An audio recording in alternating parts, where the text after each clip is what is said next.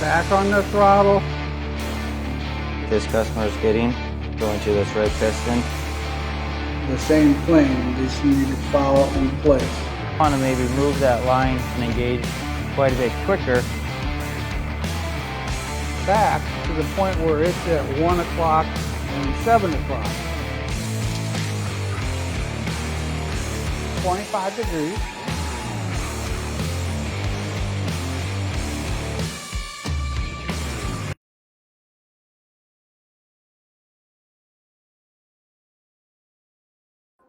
Back on the throttle. This customer is getting. Well, hi everyone. Welcome to Bob and Chad's Tech Tips, Speed Tips that we're doing every Monday night. We had rescheduled it for Wednesday night because Chad was going to get the pleasure of going on a really outstanding trip. And of course, due to the fact of the virus that people have been getting and our president came down with, Chad didn't get to go. So tell us about that, Chad. That had to have been a bummer.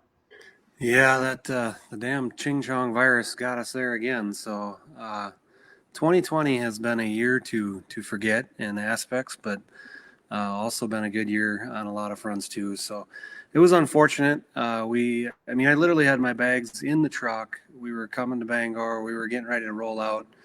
And my one buddy called me and said, "Are you going to Washington to catch COVID?" Or I didn't even know. I hadn't been on Facebook that morning yet or whatever. And then it just blew up. And the White House sent the email and said it's been postponed.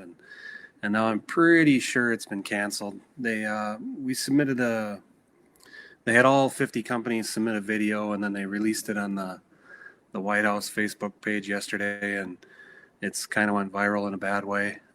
But it just shows what some people's agendas are, and it's just very disrespectful that it's got to turn into what that turned into. But it's still an honor, and it doesn't matter who was sitting in the chair. It was an honor to be picked, to be recognized, and to be a part of it. And we were so close. We had a lot of great things planned that we were going to do there in Washington. Wyatt was gonna ride a wheelie across the back of the White House, and we were gonna get really cool footage and have a blast. And it didn't work out. So it is what it is. We did make Trump a really cool present, and they have said that they will let us send that to him. So, but he believes in America, whether you want to admit it or not. This is a line from one of his speeches in 2018 that made in America, with American heart, American sweat, and American pride. And that's what we do here in Bangor, Wisconsin. Whether it's a Wehrs machine part, an Ultra Force machine, or a Wyatt bicycle, we're all about making cool stuff, man.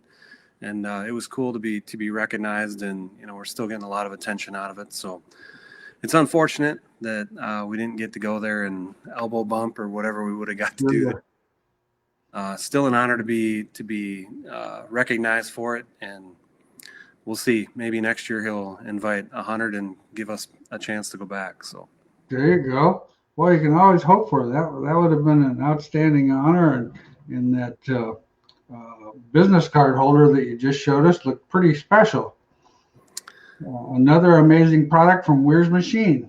Yeah, we might have to have billet business card holders. We got the 3D printed ones that we've been selling on the website, and the aluminum one now, we got one finally designed there. So the boys did a good job. We only had a couple days basically once we got notified. So we spit them out, and my guys are, they're top notch. So when I said we got to make this cool presidential present, so they came to her and got her done. We were going to try and dip it 3 different colors in the anodizer, but it didn't work out. We were thinking it'd be red, white, and blue, but that was above their pay grade, so we went straight red. So, well, that red looks pretty awesome. Yeah, pretty cool. Well, and then of course, hopefully, when there's a big get well goes out to our buddy Rex Merritt. He's actually in the same situation with the same thing as our president. And sounds like he's been kind of under the weather here for a couple of weeks. So Rex, if you're watching or whatever, we sure hope you get well and wish you a speedy recovery from that nasty stuff. I was fortunate about 2 weeks ago. I had a situation where, I was having a little bit of problem breathing. And of course, when you call the doctor's office and you say anything about breathing, you're switched to another group of individuals, and you go in and you get these blood tests taken, and everybody's kind of in a hazmat suit. And so I found out that I didn't have it, and I found out that I have never had it. I had both tests taken, which, of course, Chad, you know as well as I do. My daughter Amy came down with it after we got back from Pennsylvania, and how we both rode in the car with her, and alone sat beside her on the airplane. We didn't get it, or at least I didn't get it. And I'm like, well, that's pretty cool. I was pretty sick afterwards, but I think it was just the exhaustion of doing the show and stuff like that. And so, and speaking of that, we've got our all of our schools. Well, 3 of them or 4 of them are up online. We're working on our Pennsylvania school. We're still planning on going to Pennsylvania that first weekend in March. Right now, the place where we did it at, they actually closed it shortly after we were there, and hasn't been reopened yet. And so we're trying to find a good location to do that at. And I'm quite sure our buddy at Close Racing there, Joel, he'll fix us up with something somewhere. So we've got those all coming up. The 2-link one, of course, is January 16th, 15th, and 16th. The 4-link one is the 5th and 6th. Stock car one is February 25th or 26th and 27th. And like I said, we're working on that one. We're also working on, there's a possibility we might do a 1-day school here in Des Moines at the Iowa State Fairgrounds. Billy Davis Jr. has his swap meet that he has had every year on March 19th. I mean, not March, December 19th. And where we used to have that, which I've been going to that 4-H building probably for 30 years, and it's not really been one of those outstanding buildings. I mean, it's nice, but they've completely the Iowa people completely remodeled it. It's got some classrooms in it. It's actually a pretty nice event. So we're looking at that, kind of getting things worked out with Billy to see if that's something that will work for us or not. Otherwise, if you haven't heard about our schools, make sure you go to racetechinfo.com. That's kind of our winter project. Chad and I have a pretty good time doing that, and we usually get Ben Baker involved from AFCO and Kelly Schreierock from Skyrocket Race Cars. He's going to probably be for sure at the stock car school. We're still working on the 4-link school with his schedule. So be pretty exciting. Paul Berger will be here for the stock car school, and we're just putting everything together. What else is new and exciting at Wehrs Machine? Well, we're excited too. I got a new product for us tonight too, but I want to talk about our big news. I think we're all trying to figure out how to get in touch with the people more, and with what's going on, a lot of our shows have been canceled. So along the lines of that 1-day show you got there, we're actually going to do a virtual trade show, I guess you would call it, an online product showcase, kind of similar to what you and I are doing here. January 2nd, it's a Saturday. We're going to have it here in our showroom at our distribution facility, and we're going to have like a mini trade show where we got all of our products. I think we got Corey Drips coming to film it, so we're going to be able to interact live. We're going to have all the guys that would be at our trade show booth, so we'll have chassis builders, race car drivers, crew chiefs, maybe a shot guru or two, and kind of a round table, talk a lot about our new products for 2021 and what we got going on. And we got a lot of new stuff, man. It's very exciting. The new stagger stick is going real well. That's working good. We got our Gen 3 manual Ultra Force machine that I think we're gonna blow some minds away with that thing. So I'm just excited to be a part of it, man. It's a lot of cool stuff going on here, and So we're looking forward to this off season with the things that you and I got going, and this virtual show, and just gonna be a fun off season, I think. Well, you've always been known as a young, aggressive innovator, so that's pretty exciting. That's a great idea. I mean, how could you go out and reach people better than that? I mean, people that you would possibly see at the PRI show, and now you'd be able to show them, talk about your products right there in front of them, and like I said, it'd be kind of same situation as what we're doing here. That's pretty cool. That's actually pretty exciting. Yep. Matt Morrow's got a question. Where's the closest sport mod school to Omaha? Well, it would actually be the school here, January 15th and 16th, here at our store in Ames. Omaha is only about a 2.5-hour drive from here. We've got lots of nice schools or lots of things on hand. And Chris commented you can buy the school online. It's last year's school, but I don't anticipate there's going to be. I mean, there's going to be different stuff, but still that school is pretty current. Question for Chad on a Shaw style 2-link cage. How far down and up are those front holes? I'm gonna have to go measure that.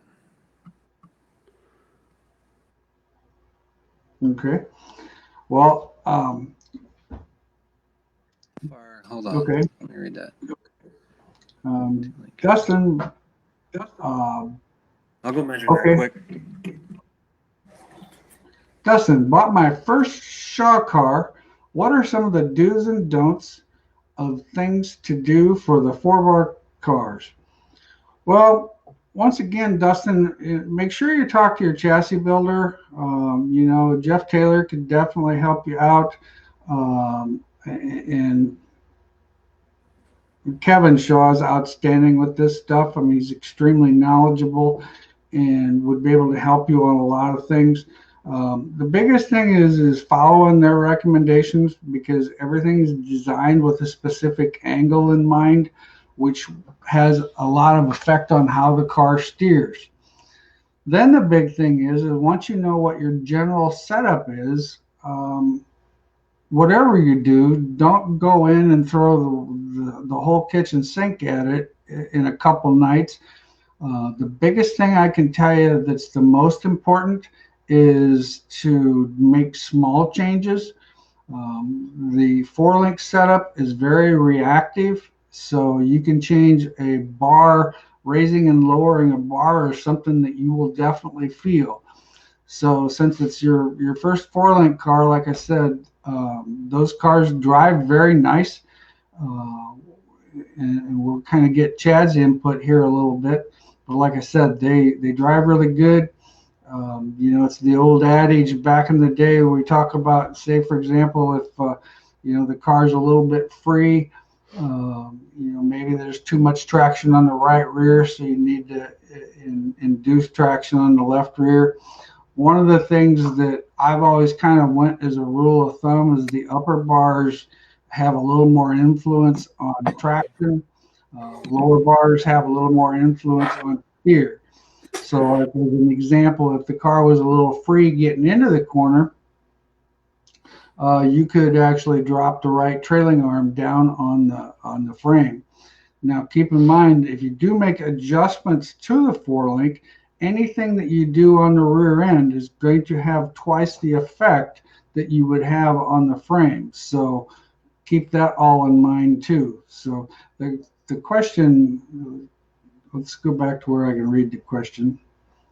The question, Chad, is Dustin bought his first. Okay, I guess we're going to go to this one, Chad. Jacob has the question for Chad is on the Shaw style 2-link cage. How far forward and up are the holes? I assume this is the one you're talking about. So it's 2.5 inches forward from the standard holes, and it goes up to 3 inches below center line. Cool. I started answering Dustin's question. Bought his first Shaw car. What are the do's and don'ts of for his 4-bar car? And I basically talked about the fact that number one thing is follow the chassis manufacturer's recommendations as your starting point. They can't help you if you try a bunch of different stuff and then you don't communicate that to them, because once again, that's part of the reason for buying a factory car is for tech support. The other thing I mentioned the fact about that, anytime you do something on the rear end, it's about double the impact of the response. And the thing with the 4-link car, it's relatively sensitive to changes. So a small change is a noticeable change. What would you like to add to that? Yeah, I mean that's the exact points. You want to align yourself with great people. So you got Shaw race cars. You pick a good shock company to work with, a good component company to work with, and then you use them people and you stay in that notebook with those people and focus on what you need to win races, not what Joe Blow's got his top link at 64 degrees. That doesn't mean it's going to work for your cars. So when you're new to the sport, new to the 4-link cars, the biggest thing is just to get comfortable and then, make small changes and don't change everything but the driver. So definitely align yourself with great people. Stay in your notebook. Take really good notes. Come to Bob's school and learn. That's the biggest thing. And the thing of it is, and that's like I tell people, they kind of think about the expense of the school, and I understand it that it's an expense, but as an example, I'm just going to give you a couple examples. Jorge Garcia came to our school from out in Colorado, and he won his first Sport Mod feature win at I-76 Speedway in Fort Morgan, Colorado. And he complimented the fact that he doesn't feel that it ever happened if it wouldn't have been for what he learned at the school. I talked to a gentleman when I was at Marshalltown a couple weeks ago, and he came up and he was just so thankful and just kind of giddy. And at first I was kind of wasn't sure what he was excited about. And then he explained the fact that he had come to the school last year, and he said the year before he hadn't made an A main. And he made all the A mains this year, and actually ended up running, had a couple seconds and some top 5 finishes.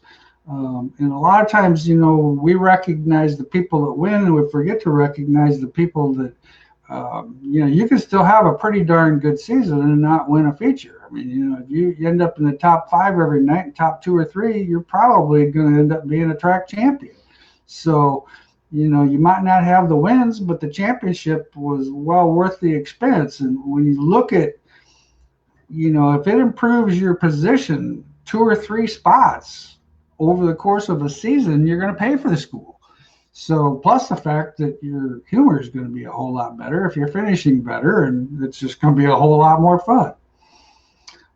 Chuck's got a question. He says, please explain the zero indexing bird cage. I see that your catalog shows zero index cages. Is zero indexing just getting the bubble level in the cage centered at ride height? Go for it, Chad.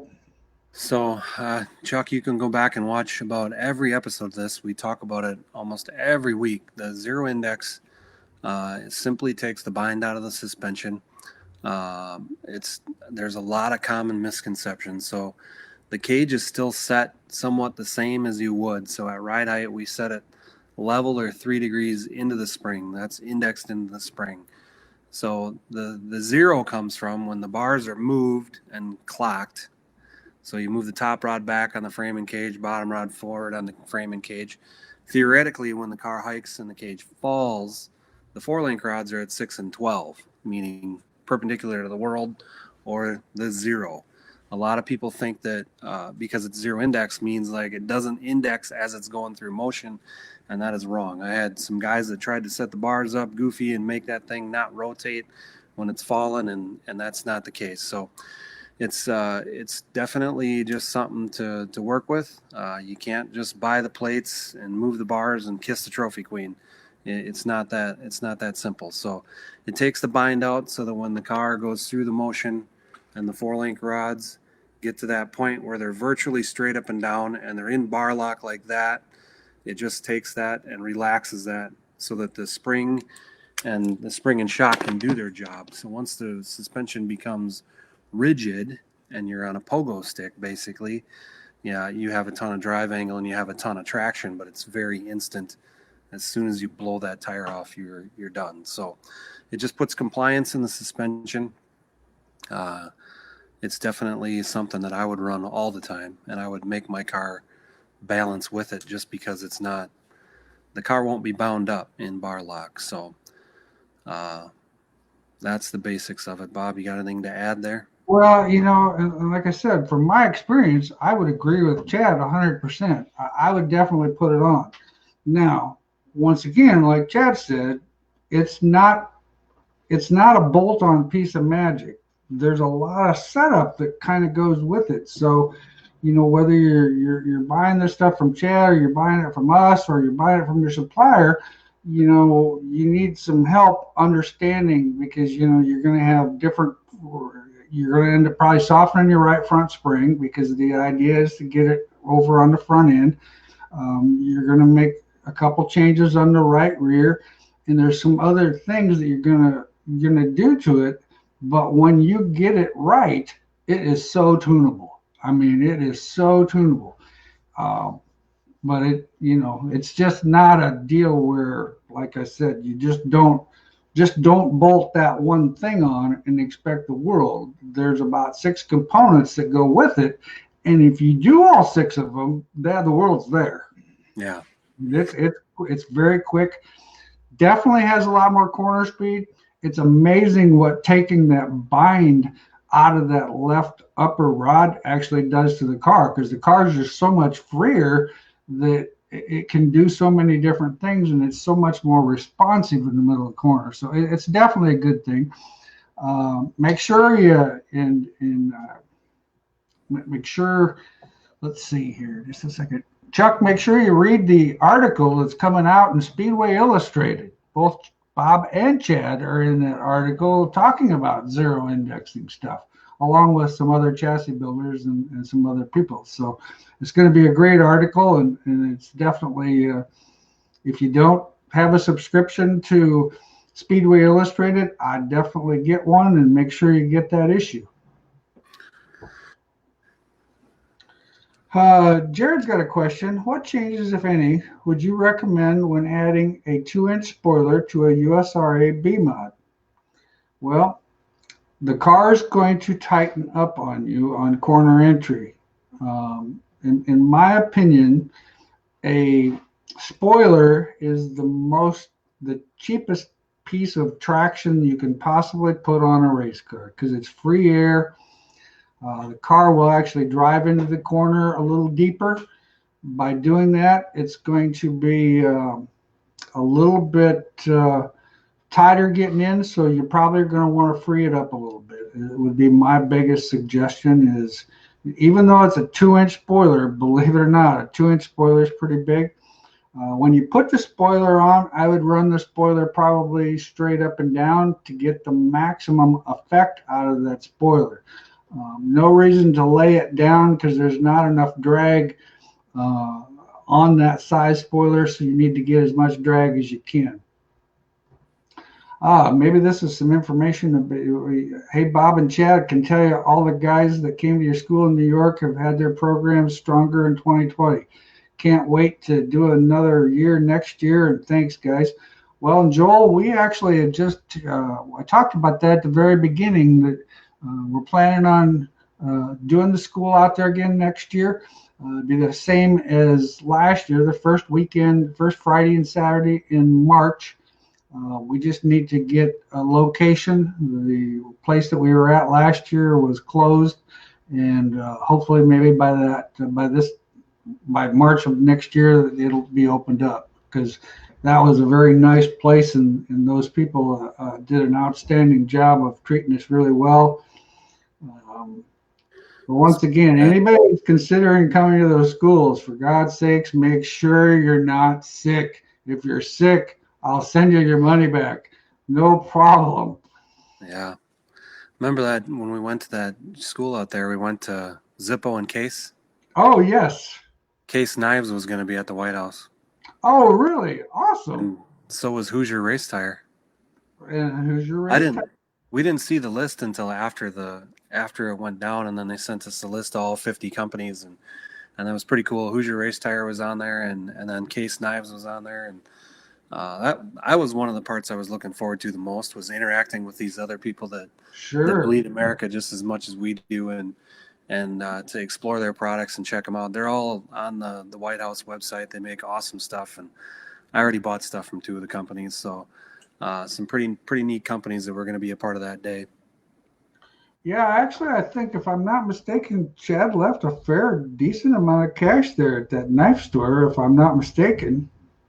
I'm all about American-made stuff, man, and them knives are so cool. And I bought one for myself, one for Austin, and then I bought 2 more, I think, and gave them away to my employees, and bought some Zippo knives and gave them away to the employees. So I'm actually a pretty decent boss. I love giving presents out, and we have our weekly team meetings, and I like to give cool things away. So. Hi, Greg. How's everything going down there in Texas? I haven't talked to you forever. I hope things are still going well. Matt Morrow, what degree would you run a sport mod spoiler? Well, if I was running a sport mod spoiler, the full 5-inch spoiler, we're probably laying it back. Well, from 90, it would actually probably be about a 50-degree angle, I'm guessing, 50 to 60-degree angle, something like that. To be honest with you, I've got a car out in the shop. I definitely could go check that out. We've actually got, we've been really fortunate, because usually after the Super Nationals, everything kind of dies to almost minimal. Where this year, we just have not. I mean, Rocky's been super busy, been working on cars out there, and a lot of people are getting their stuff to us early because, it's a one-man shop. So I mean, we're only able to do so much. So people have learned that over the years, that it's a good time to get things in here earlier. The other thing that's been nice about, and even the shop business has stayed pretty consistent, because there's still so many specials and stuff going on, and so Bobby's had a lot of rebuilds and been changing a lot of stuff. So other than the phones maybe been a tad bit quieter, it's been a really pretty busy October already. Travis has got a question. What is your opinion or preference on tire sight pattern on a G60 in the IMCA? What do you think works best? Well, it's a little bit complicated to talk about here, but I'll try to do my best as explaining it without diagrams. Keep in mind, if you want a tire to have side bite, you sipe around the tire. So as the tire rolls, you would put sipes in it in that way. If you want the tire to have forward traction, you sipe across the tire. And I'm still, a regular sipe gun, as it goes across, like the right rear, we will actually do, okay, Garrett just actually went out and checked out that spoiler. 73 degrees is what the spoiler is on 2 cars that we have out there. But anyway, and then the front tires, I actually sipe across the tire after I turn the tire 15 degrees. So what that does is, when you're in the corner and you're counter steering just a little bit and you get on the brakes, it actually gives that right front tire more stopping power, and that works very well. Left rear tire, same thing. You might not need to do as many around the tire, but I definitely go across the tire, and I think that works really well. But anyway, back on my original story before I got sidetracked, and I do that from time to time. We got 2 cars out in the shop. One of them is a used car, and one of them is a guy that brought his car down here to have us do a bunch of refab on it. These guys both race at 141 Speedway, and they both have white bodies with yellow plastic. So when you go out to the shop, like I told Rocky, I said, well, did you like this one so much that you decided to build this one this way too, or what's the deal?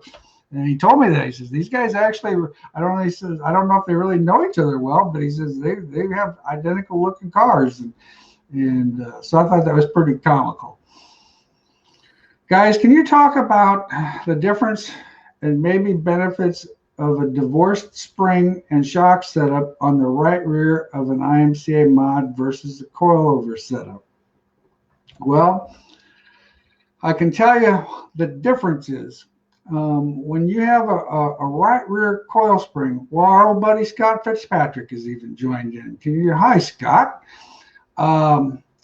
When you have a coilover spring and the shock mounted behind, when the car actually goes to roll over, it's going to index into the spring. Well, if the shock and spring are together, you're indexing into the spring. Now, if you move that shock behind the housing, when the car goes in and rolls over, you're going to actually index out of the shock. So the valving sometimes can be a little bit different, but you're going to find that you're going to have 1 inch left shock travel with the shock behind the housing by itself. And that's just because of the indexing travel, which, like if you're getting 3 inches of travel in the front, you can expect 2 inches. Now you're going to panic and you're going to go, oh my God, what went wrong here? Well, the car's still moving the same amount. It's just with the birdcage indexing into the shock, it indexes into the shock approximately 1 inch more than what the travel actually is. So that's the easiest way that I can actually explain it. So do you have some other new products, Chad, that you wanted to show us? Scott says 0 equals checkered flag. Well, Scott said it. That's a fact, man. We've released a bunch of cool sheet metal tools in the last month or so. This is our new one. This is our WM466. This is our sheet metal line tool, so you can draw straight lines on the sheet metal with your Sharpie. It's kind of hard to show with very few hands, but so the Sharpie goes in the hole there, and then you can guide that along the edge of the sheet metal and flip it to your whatever your desired bend line or cut line is. So that's just another little trick tool for doing sheet metal work there. We got 1/2, 3/4, 1, and 1 1/4 links there on that one. So awesome. Trick little tool. Well, I bet you if Rockstar's watching this, which I'm pretty sure Rockstar is probably not online tonight, because it's actually his 3rd year wedding anniversary. Him and Liz have been married 3 years, and she's what you'd classify as very pregnant and patiently waiting any day now for her new baby boy to come into the world. Now, there's some of us that say that she might have got herself into more than she wanted to, because she could have 2 Rockies. And of course, that would be fun for everybody. But anyway, Rocky does an awesome job, and he works very hard out there. And when you showed me these tools earlier, I forgot all about it. We definitely, anybody that does sheet metal, that's a must-have. And they're not, what's the price of it? They're not very expensive. That aluminum one's $15. I think the corner markers set together, I think them 3 are probably $20 for all 3 of them, the molded ones. Oh, awesome. Cool. Well, Fred Ryland already just said he needs to order one, so we got one sold there for you. Aaron, on an IMCA stock car, how soft is too soft on front springs? Well, Aaron, it just all depends on who you talk to. There's some guys out there that are running some really soft springs on stock cars, like 800 pounders. In my opinion, you have to keep in mind the weight of the vehicle. So, you're talking about a car that's 2,950 pounds. And we're also talking about something that's got a very high center of gravity. So that being said, I had the customers that we work with have not had great success with soft springs, and that's another one of these deals where, okay, you heard your buddy across the infield there, he's running a soft 800-pound spring. However, he forgot to tell you what his shock is, because more than likely, if he's running that soft a shock or soft a spring, he's got a lot stiffer rebound shock, probably more gas pressure in the shock. So it's like Paul Harvey always used to say, there's always the rest of the story. And that's the thing when we talk to people, if you go softer, you're going to probably need to stiffen up the compression of the shock to accommodate that. Jeff's got a question on any advice about approaching sponsors. Go for it, Chad. Honor your commitment. I get hundreds, if not thousands, of sponsorship requests, and being a manufacturer, and what I said 5 minutes ago about giving back to my employees, I love giving back to the racer. I give products, certificates to I don't know how many different sanctioning bodies, and we get approached all the time for sponsorships. And a classic example is I had a sponsorship, and then I showed up at the racetrack and there's no decal. I mean, seriously, how difficult is it? So approach the sponsor and then promise what you promise to give them, actually achieve that. So at least honor the commitment. And, if you're a reputable person and do a good job at the racetrack, and then actually promote their product. I mean, you don't come to Wehrs Machine and say, oh, you got to give me this tool because I'm the next Jeff Gordon. We really don't care about that. We want you to go out and be an ambassador for the brand and say, hey, this company is really good and they make great products, and you should give them a look. That's why we have factory pilots, and why we align ourselves with great race car drivers, and we need you people out there, being brand ambassadors for us, basically. And when we give somebody a deal and they don't honor the commitment, that tends to piss me off just a little bit. So just, approach the sponsor, be honest, and give them what you promised them. So, and be a good brand ambassador is all us manufacturers really want. And I'm sure you have people on shock deals, Bob, and you would agree 100%. If you got a good set of shocks from Bob, and you're, maybe this other guy's shock's better, and then you go and use that illegitimately behind his back, and you're in one of the biggest markets where they go back and forth. And oh, geez. Honor your commitment, and your sponsors will take care of you. I guarantee you that. If you get a deal from Wehrs Machine and you're out there selling products, I'm gonna know it, and I'm gonna take care of you. So that's the biggest.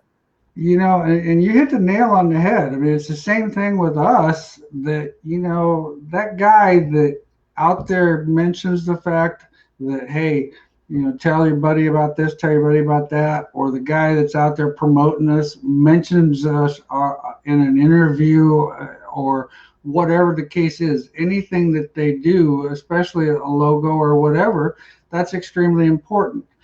The other thing that's important is you're our sales guys. I mean, the racers talk all the time. So, I mean, they know how good something is. They also know if it's not so good. So, I mean, it's, I don't have a problem helping the guy. And I'll guarantee you, if we've got a customer, even if we might not have initially helped him, but he's a good representative of our product, we watch. He's gonna get extremely great service. I mean, it's just one of those deals where, I hate to say it, but it's the old adage that if you have two options, you're gonna lean towards the one that is appreciative of what you do. And that's the biggest thing in this industry, is just be appreciative to people. I mean, people just don't have any idea how many hours you're at the shop every day, how many hours we've worked, and how many miles we've traveled around the country to meet our customers and stuff like that. A lot of people are home watching TV. So once again, honor the people that are helping you and doing what you can do. Question is, how soft of a springs are you running on a sport mod front end? Kind of depends on the front end itself. As a rule of thumb, a 500 left front, 550 right front. We've found, we've done some experimenting with our 2021 car. Part of that, I can't say 100% sure, but we have ended up going softer on the right front with that car to help that car turn a little better. We've also, when we built that car, there was some things that we did to increase the traction. So we're kind of in that mode now where did we do something to increase too much traction and so we lost the front end, or did we do something to the front end that helped it not do the job that it's doing? But for the most part, I'm very happy with the car. You get the car by itself and it's got way more speed through the center of the corner, but I just don't know if in the crowd it's as comfortable as it was. So we're working on that stuff. So once again, if the car's just not getting over on the right front, softer right front spring will definitely help you. If you get too soft with the sport mod, you're going to cost yourself some traction. It's just the way it is. Ryan, is anti-dive more important on the metric front end than a Chevelle clip? Well, I can't really say that it's more important on either one, but in answer to your question, yes, it would be more important on the metric stub. There's just some different things on how the lower A-frames are mounted on the metric stubs and the upper control arms. So yeah, it would definitely be more important. And for those of you who might not know what anti-dive is, that's basically when you look at, say, you look at a car, the right front A-frame. The front of the A-frame is up higher than the back of the A-frame. So what that does is when you go into the corner and you get on the brakes, it kind of actually makes that A-frame not really bind up, but it creates a little bit of spring load to the point where it makes the car feel like it's got a little stiffer right front spring in it right initially on the brake. Can you guys talk about adjustments of the right rear bird cage indexing of it into out of the spring or level on an IMC and modified, what it does when to and when not to? You catch all that, Chad? I think so. So the right rear cages, obviously you don't get nearly the movement on the right rear cage as you do the left rear cage, but there is a tremendous amount of timing there, and most of the timing is corner entry. So we'll make changes to the index to stiffen the rate of that spring on entry or to soften the rate of the spring on entry. No different than putting a softer or stiffer spring in there. Just when that cage indexes, it builds rate either faster or slower than a different adjustment. So it's kind of just a little bit of a timing, that split second into the corner to increase that rate or decrease that rate. And what Chad's talking about is when the car goes into the corner and it rolls over, okay, then as it rolls over and the cage changes its timing, it's going to index into the spring. Well, so then now you've got the spring being indexed into it, and then you've got the actual roll of the right rear coming down on it. So it's basically spring stiffness. Well, when you have spring stiffness, now the thing is by making these small adjustments, we can create how fast that stiffness affects the car or how slow it might affect it. And depending on, like on a big high bank racetrack, you might not want it to be real reactive. On a short little stop and go racetrack, you probably would want to increase the reactiveness of it. What do you recommend for shocks for a driver that likes a lot of feel in the right rear, a lot of hike in the left rear? Also, what springs? Well, keep in mind I do need to keep somewhat bias on this. And Bobby's actually probably with the sport mod stuff. On a right rear, we actually don't. I would actually lean towards a slightly stiffer spring on a sport mod with a softer shock. Reason being is because it's all about loading the tire.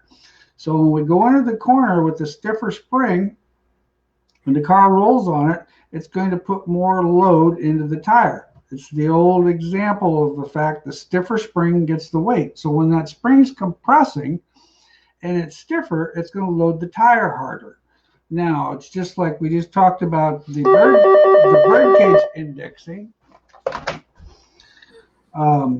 Now we just talked about the bird cage indexing, and we were talking about changing it or increasing the speed. Well, that's kind of what the shocks are. They are a timing device. So we want the car to get in and get on the right rear quickly and get off the right rear quickly. So, we run a little softer shock with a little stiffer spring. And when I'm talking about stiffer, we've got guys on right rears of 225s. We've also got some guys on 250s.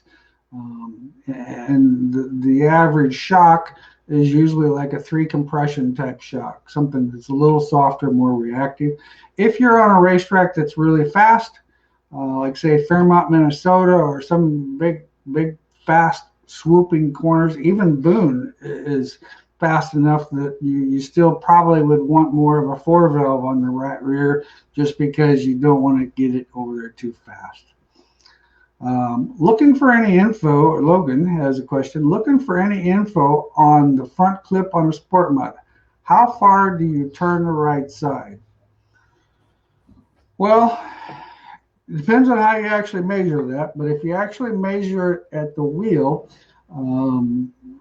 it ends up being right around 1/2 to 5/8 of an inch.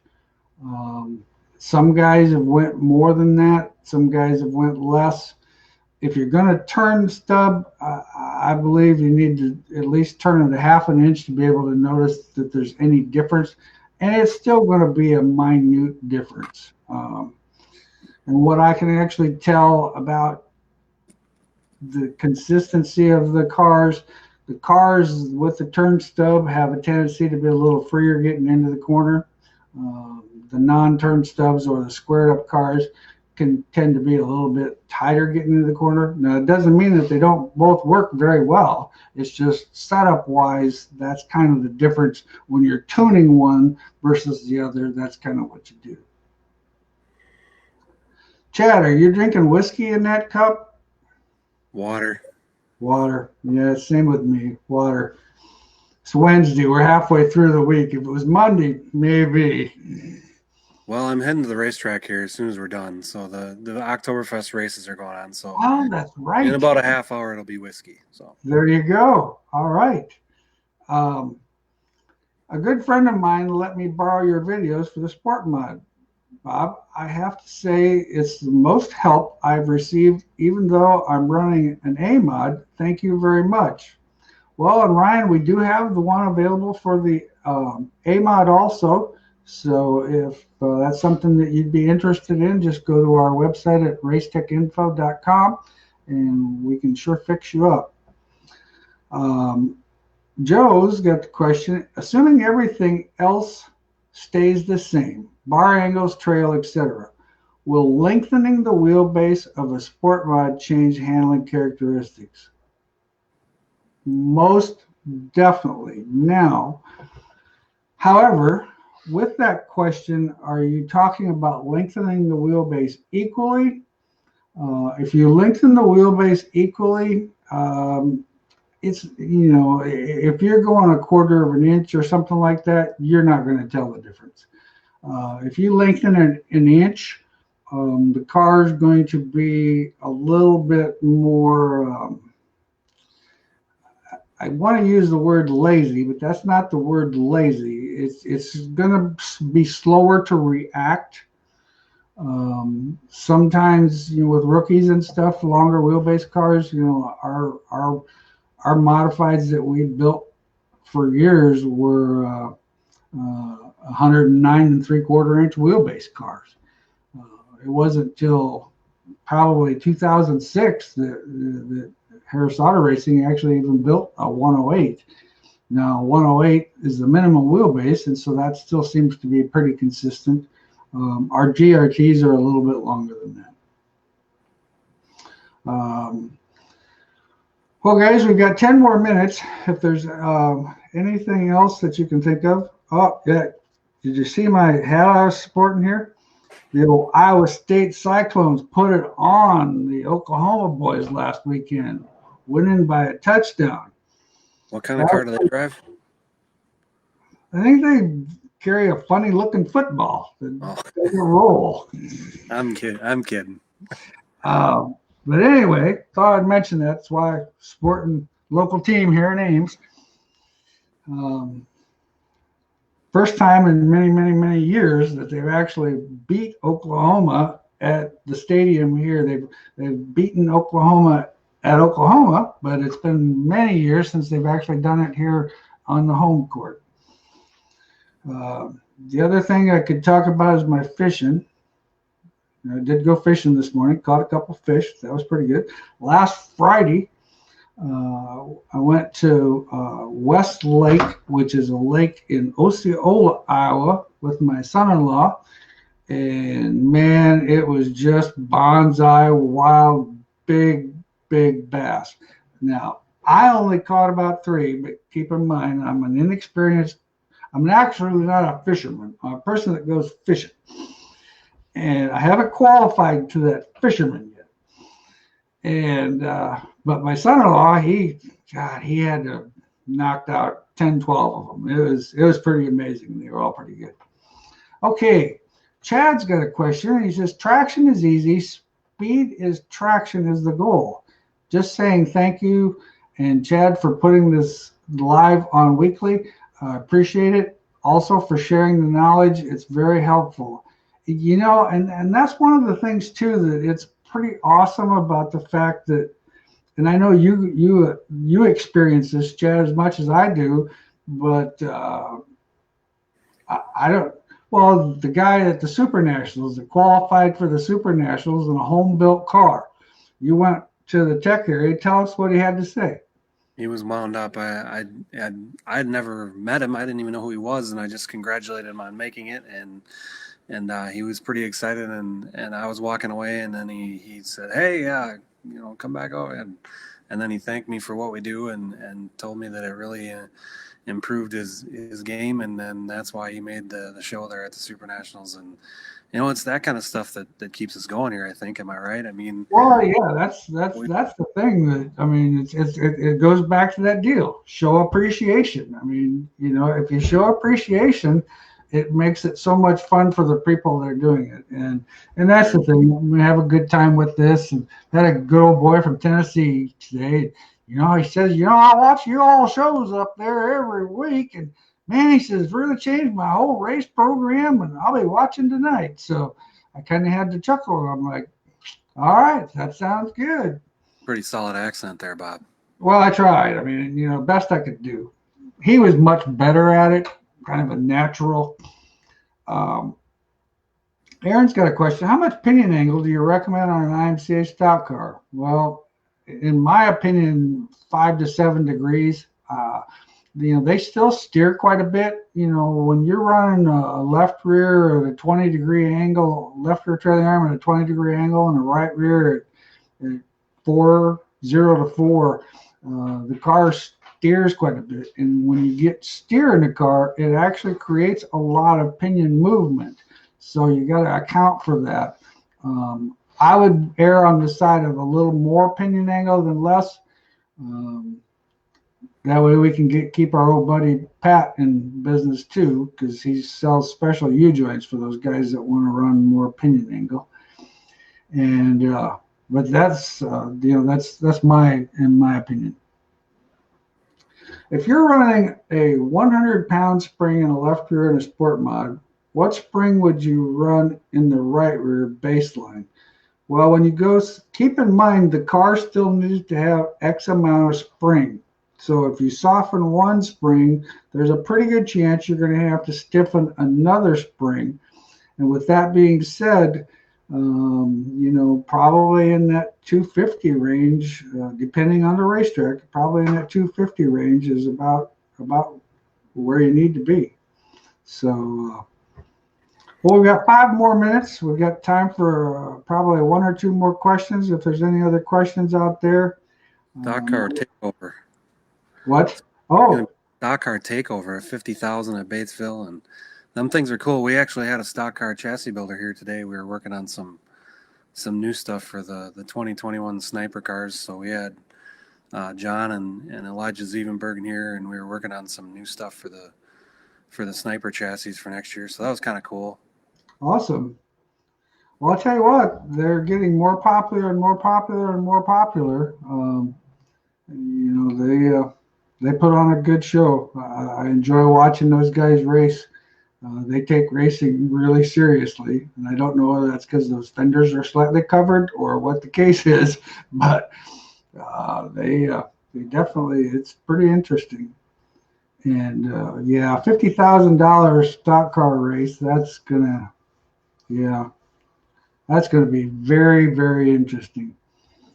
Mike's got a question. Do you guys have a set date for the setup class in Pennsylvania with Joel Smith? Just a second here. I can actually tell you. Bear with me a little bit. Oh, yeah. And I mentioned that December one we were working on. I think I might have said the 19th. I meant the 12th. That's when Billy Davis Jr.'s got his swap meet trade show in the Iowa State Fairgrounds in Des Moines. Back on task.